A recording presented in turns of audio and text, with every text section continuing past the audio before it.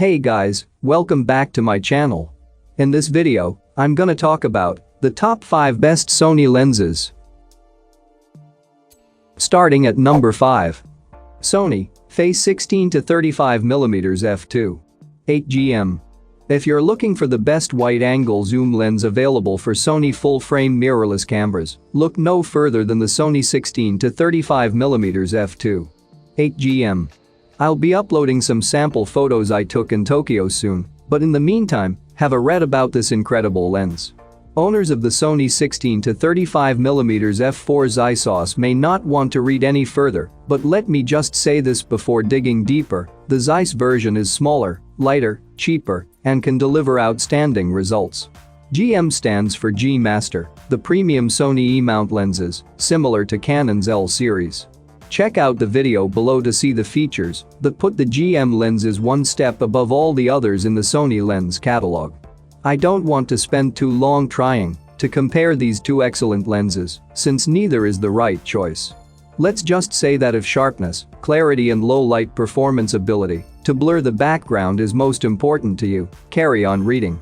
35mm is also a great focal length as discussed previously, but the advantage of this lens isn't to be able to shoot at 16mm or 35mm, but rather having the flexibility to alter the field of view between these two distances.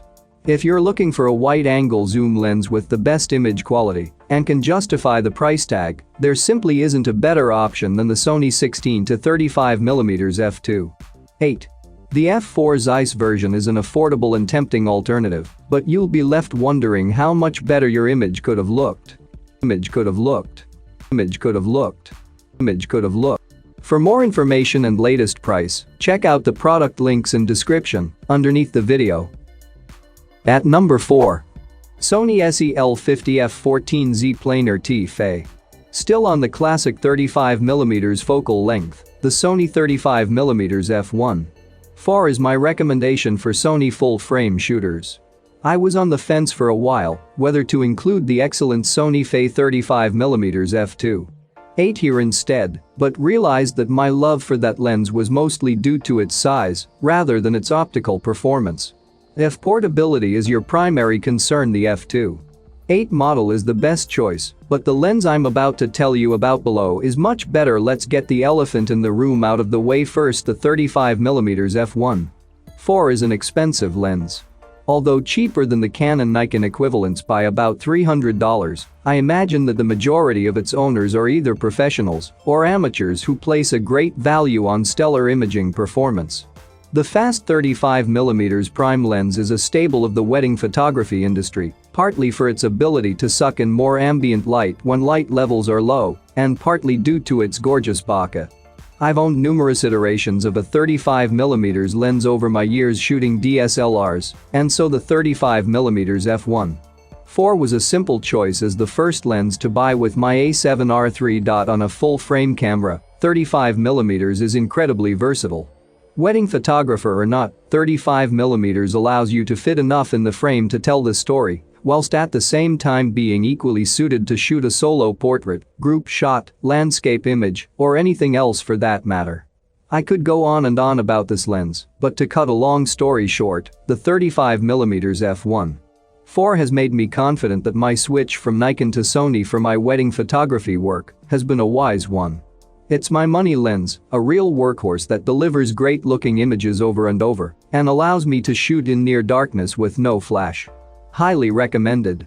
Halfway of my listed number 3. Sony SE-L28 f20 FE 28mm.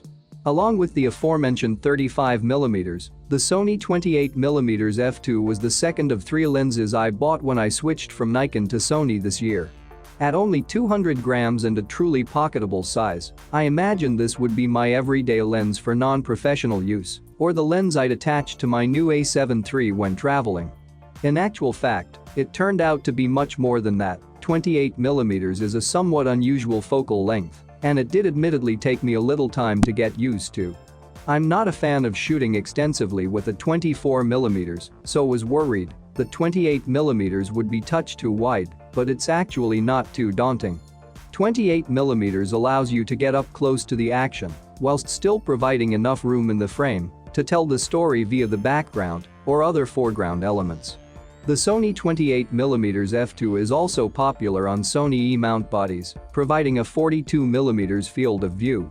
Due to its small size, it feels great when attached to Sony crop sensor bodies and makes a fun walk-around lens. I find that many Sony full-frame camera owners also own crop sensor compact cameras too.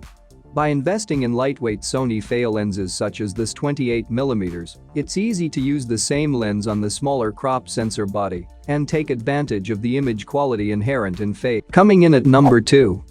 Sony SE-L35 f18-35mm f1. 8. Still on the topic of small, lightweight lenses that pair perfectly with Sony mirrorless cameras, the Sony 35mm f1. 8 deserves pride of place in this list. In fact, I'd go as far as to say it's my favorite lens for a crop sensor Sony body such as the A6000. At half the weight of the camera body, it's the perfect complement to the slender Sony APS-C sensor bodies. On a cropped sensor Sony mirrorless camera, this lens will give roughly a 50mm field of view, which is ideal for a whole range of subjects. 50mm is a popular focal length since it gives an undistorted view of the world and can be flattering for portraits without making the subject feel detached like a longer lens might.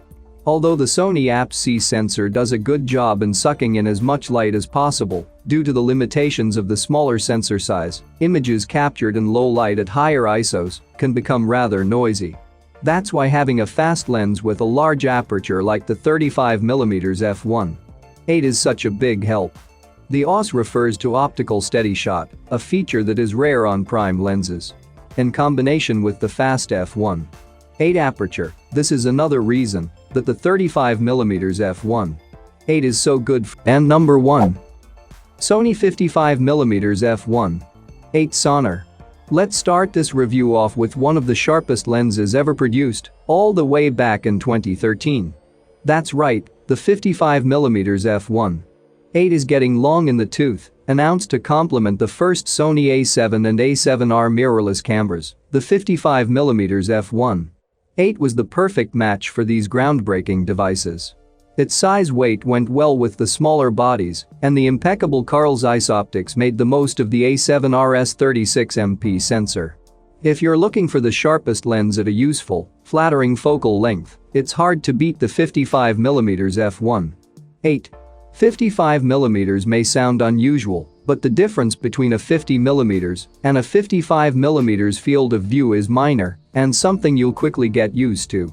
Sony does make 50mm 1.8 lenses for both E and FE mount cameras, but this 55mm is faster to autofocus and sharper, making it definitely worth the additional expense if you plan to use it a lot. The focus fall-off from these razor-sharp in-focus elements to creamy bokeh is gradual and subtle, and the bokeh itself is beautifully smooth. Colors are precise and vibrant, so JPEG shooters who don't want to spend any time behind a computer can be confident of nailing the shot straight out of camera.